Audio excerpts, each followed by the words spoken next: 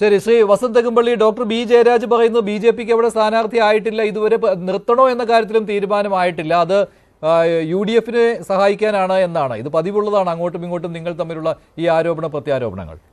അതിനു മുമ്പ് CPM ഇപ്പൊ AKG സെന്ററിൽ ഒരു വലിയ ലാപ്ടോപ്പ് തുറന്നു വെച്ചിട്ട് OLX എടുത്ത് വെച്ചിരിക്കുകയാണ്. OLXൽ ആരെങ്കിലും പഴയ സ്ഥാനാർത്ഥിമാരെ ലിസ്റ്റ് ചെയ്തിട്ടുണ്ടോ? അങ്ങനെ ലിസ്റ്റ് ചെയ്തിട്ടുണ്ടെങ്കിൽ അതിൽ കൊള്ളാവുന്ന ആരെങ്കിലും ഉണ്ടോ? ഉണ്ടെങ്കിൽ അവരെ ഫോൺ എടുത്ത് വിളിക്ക് എന്ന് പാർട്ടി സെക്രട്ടറി പറഞ്ഞിട്ടുണ്ട്. അല്ല, ഒരു കാര്യം കൂടിയുണ്ട്. അല്ല വസന്ത്, ഞാൻ ചോദിക്കാൻ മറന്നതാണ്. ഇപ്പോൾ നേരത്തെ അൻവർ പറഞ്ഞൊരു കാര്യമുണ്ടല്ലോ, ആര്യാടൻ ഷൗക്കത്ത് LDF സ്വതന്ത്രനായിട്ട് മത്സരിക്കാൻ ആഗ്രഹിച്ചതാണ് എന്ന്. ഞാനൊരു കാര്യം ചോദിക്കട്ടെ, എന്തൊക്കെ വാദങ്ങൾ ആരൊക്കെ പറഞ്ഞു? ഇപ്പോ AICCയുടെ ലെറ്റർ പാഡിൽ ശ്രീ KC വേണുഗോപാൽ ഈ പ്രഖ്യാപനം നടത്തിയ ശേഷം ആദ്യ മിനിറ്റിൽ UDF സ്ഥാനാർത്ഥിക്ക് അഭിവാദ്യം ഇട്ട ആളുടെ പേര് VS ജോയ് എന്നാണ്. അദ്ദേഹം അവിടുത്തെ DCC പ്രസിഡന്റാണ്. ഒരുപക്ഷെ ശ്രീ ജോയിയുടെ പേരായിരുന്നു വരുന്നെന്നിരിക്കട്ടെ, എനിക്ക് വ്യക്തിപരമായി രണ്ടുപേരെയും അറിയാം. വളരെ ഉത്തരവാദിത്വത്തോടുകൂടി ഉറപ്പോടുകൂടി ഞാൻ പറയുന്നു, ഇത് തന്നെയേ തിരിച്ചും ഉണ്ടാവുമായിരുന്നുള്ളൂ. ശ്രീ ആര്യാടൻ ഷൗക്കത്ത് ഏറ്റവും ആദ്യം ഈ സ്ഥാനാർത്ഥിത്വത്തെ പിന്തുണയ്ക്കുകയും അദ്ദേഹത്തിനൊപ്പം അഹോരാത്രം പണിയെടുക്കുകയും ചെയ്യുമായിരുന്നു. സംശയമുണ്ട്, അക്കാര്യത്തിൽ സംശയമുണ്ട്. 2021 VV പ്രകാശിന് വേണ്ടി അഹോരാത്രം പണിയെടുത്തോ ആര്യാടൻ ഷൗക്കത്ത്? ഇല്ല.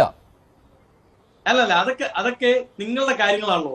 വളരെ കൃത്യമായി ഞങ്ങൾ പറയുന്നു, ഞങ്ങൾ അവിടെ എല്ലാ ഘടകങ്ങളും പരിഗണിച്ചിട്ടുണ്ട്. എല്ലാ ഫാക്ടറുകളും പരിഗണിച്ച് പ്രവർത്തകരുമായി സംവദിച്ച് അവിടുത്തെ പ്രധാനപ്പെട്ട നേതാക്കളുമായി സംവദിച്ച് അവിടെയുള്ളവരെ മനസ്സിലാക്കി അവരെ കൂടി വിശ്വാസത്തിലെടുത്താണ് സ്ഥാനാർത്ഥി പ്രഖ്യാപനം.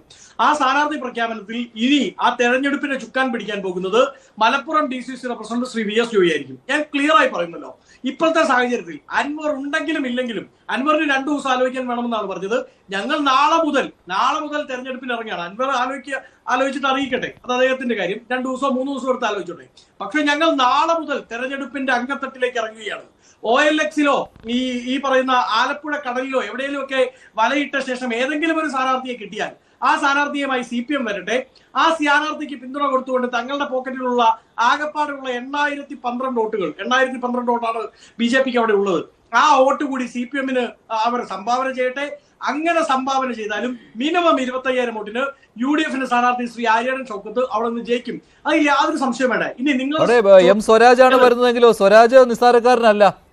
തന്റെ തട്ടകത്തിൽ അല്ലാഞ്ഞിട്ട് കൂടി 2016 തൃപ്പൂണിത്തുറയിൽ പോയി ജയിച്ചയാളാണ്. എന്റെ ശ്രീ മഞ്ജുഷ്, സ്വരാജിനെ എവിടെയാണ് പരിഗണിക്കാത്തത്? CPM എല്ലായിടത്തും സ്വരാജിനോട് പറയും. ഒരു ഇലക്ഷന്റെ നോട്ടിഫിക്കേഷൻ വരുന്ന അടുക്കാറാവുന്ന സമയത്ത് CPM AKG സെന്ററിൽ നിന്ന് സ്വരാജിനോട് വിളിച്ചു പറയും, തയ്യാറായിരുന്നോളൂ പറയും.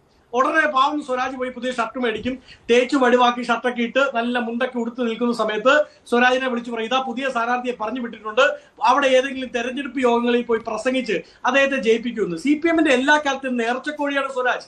അത് CPMകാർക്ക് തന്നെ ബോധ്യപ്പെട്ടിട്ടുണ്ട്. പിണറായിസത്തിനെതിരായി സംസാരിക്കുന്നത് കൊണ്ട്, ആ ഗ്രൂപ്പിനെതിരായി നിൽക്കുന്നതുകൊണ്ട് സ്വരാജിനെ അവർ അടിച്ചമർത്തുകയാണെന്നൊരു സംശയമുണ്ട്. സ്വരാജ് അല്ലെന്നേ, പിണറായി വിജയൻ നേരിട്ട് വന്ന് മത്സരിക്കട്ടെ, ഞങ്ങൾ സ്വാഗതം ചെയ്യുകയാണ്. ശരി, അതൊക്കെ വലിയ വർത്തമാനങ്ങളാണ്. ശ്രീ പണിക്കർ, ഈ സ്വരാജാണ് മത്സരിക്കുന്നത് എങ്കിൽ ആ പോരാട്ടം കനക്കുമെന്ന് താങ്കൾ കരുതുന്നുണ്ടോ? ഈ വസന്ത് പറയുന്ന പോലെ സ്വരാജിനോട് എല്ലാ മണ്ഡലത്തിലും പോയി മത്സരിക്കാൻ പറഞ്ഞിട്ട് അവസാനം വേണ്ട എന്ന് പറയുന്നതാണ്. പക്ഷെ അങ്ങനെയൊന്നും അല്ലല്ലോ. സ്വരാജ് ഒരു കീ കണ്ടസ്റ്റന്റ് തന്നെയാണല്ലോ.